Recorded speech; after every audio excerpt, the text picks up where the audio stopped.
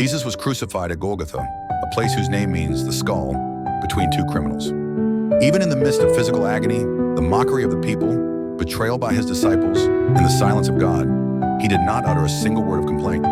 Instead, he prayed for those who were crucifying him. His gaze was not fixed on himself, but on those who were hurting him, and beyond them, on all of humanity.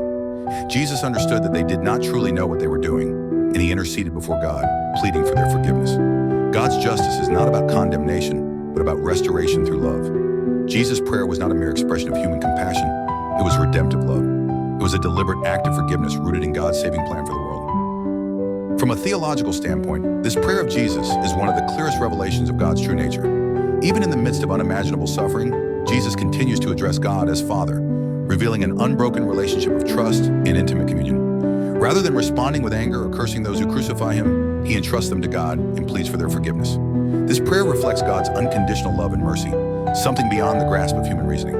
It shows us how deep and wide God's heart is towards sinners. Jesus did not view those causing him pain as mere enemies. Instead, he looked upon them with compassion, recognizing their spiritual ignorance and blindness. Through this scene, we come to realize that God's love is not based on human merit. It is a gift of grace, freely given to those who do not deserve it, even to those who actively oppose it. Jesus' prayer on the cross is not just an act of pity, it is the embodiment of divine grace, flowing from the heart of God's redemptive plan. In this moment, we see that true forgiveness is not passive or conditional. It is active, deliberate, and deeply rooted in God's desire to restore and redeem. This is the nature of the God we believe in, a God whose justice is fulfilled not through vengeance, but through love that seeks reconciliation. Secondly, from a redemptive historical perspective, this prayer encapsulates the essence of Jesus' life, ministry, and the true meaning of the cross.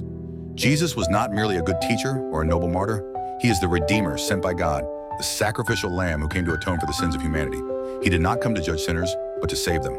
And this prayer reveals that his mission of salvation was being fulfilled on the cross. Jesus offered this prayer not only for those who physically crucified him, but for all sinners across every generation, including you and me. This is more than a human act of forgiveness.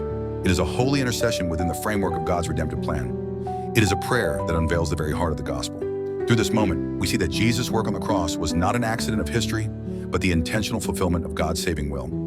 His prayer is a divine declaration that grace is extended to all, and that salvation is available through the self-giving love of the Son.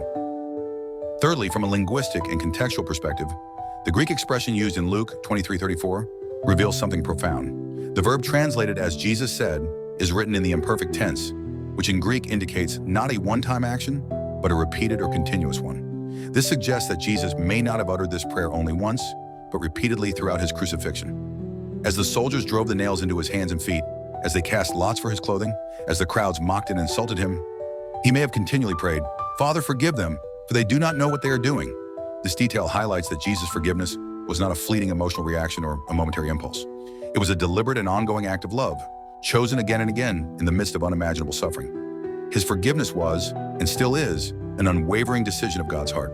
It is not passive or conditional, but a living expression of divine mercy, still at work in our lives today.